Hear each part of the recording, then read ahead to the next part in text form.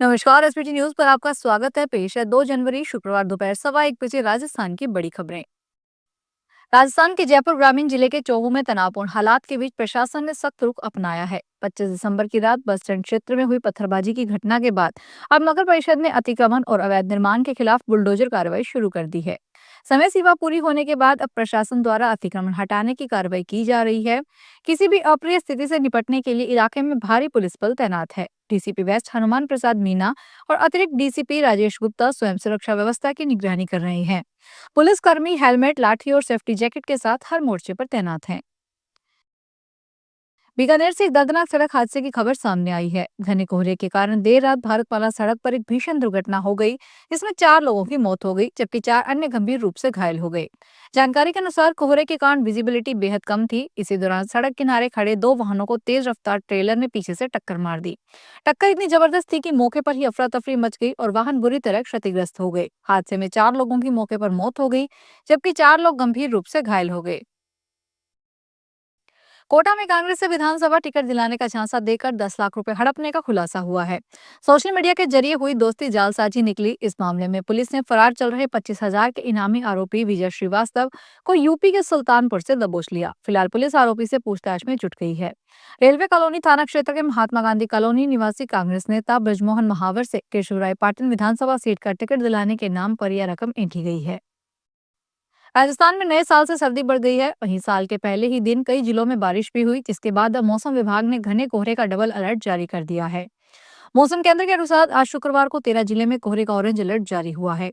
वहीं पश्चिमी विक्षोभ के प्रभाव से जिलों में न्यूनतम तापमान में 2 से 3 डिग्री की बढ़ोतरी हुई है। इधर पिछले 24 घंटों में एक पश्चिमी विक्षोभ के प्रभाव से जोधपुर, बीकानेर, अजमेर, जयपुर और भरतपुर संभाग के कुछ भागों में मेघ गर्जन के साथ हल्की से मध्यम बारिश दर्ज हुई है। राजस्थान में गिग वर्कर्स के लिए परिवहन विभाग ने एग्रीगेटर पॉलिसी लागू कर दी है। विभाग ने 10 दिन पहले पॉलिसी का ड्राफ्ट जारी कर लोगों से सुझाव मांगे थे। अब विभाग संयुक्त शासन सचिव और अतिरिक्त आयुक्त परिवहन ओपी बुनकर ने गुरुवार को नोटिफिकेशन जारी कर दिया है। नोटिफिकेशन के बाद अब प्रदेश में कैब कंपनियों को नियमों के तहत काम करना होगा। नियमों का उल्लंघन करने पर जुर्माना भरना होगा। लाइसेंस भी निरस्त होगा। अब किराया सरकार तय करेगी। नए साल 2026 के पहले दिन माता वैष्णो देवी के दरबार में जाने वाले श्रद्धालुओं की संख्या में उछाल देखने को मिला। दिन भर यात्रा पंजीकरण कक्ष सहित यात्रा के प्रवेश द्वार दक्षिणी ड्योढ़ी पर श्रद्धालुओं की लंबी कतारें देखने को मिली।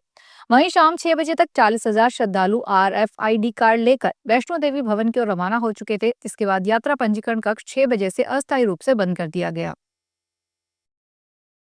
राजस्थान के सीकर जिले के खाटू श्याम जी में देर रात्रि दादारामगढ़ रोड पर स्थित गुजारी कृषि फार्म के पास एक भीषण सड़क हादसा हो गया। इस हादसे में कुरुक्षेत्र से बाबा श्याम के दर्शन को आई एक स्कूली छात्रा की दर्दनाक मौत हो गई, जबकि एक अध्यापक, एक अन्य छात्रा और बस चालक गंभीर रूप से घायल हो गए। प्राप्त जानकारी के अनुसार कुरुक्षेत्र से आई स्कूली बस की छात्राएं, चालक और अध्यापक दर्शन के बाद वापस बस की ओर पैदल जा रहे थे। अंधेरे में रास्ता भटकने के कारण वे दातारामगढ़ मोड़ पर पहुंच गए। इसी दौरान तेज गति से आए एक अज्ञात वाहन ने उन्हें पीछे से टक्कर मार दी और चालक वाहन सहित मौके से फरार हो गया। हनुमानगढ़ जिले के टिब्बी क्षेत्र में 6 महीने के अंतराल के बाद ईंट भट्टे फिर से खुल गए हैं। इसके बाद ईंट बनाने का काम करने वाले श्रमिक भी वापस लौटने लगे हैं और भट्टों पर ईंट पकाने का काम शुरू हो गया है। इन भट्टों के खुलने से अब ईंटों की कीमत में कमी आने की संभावना है।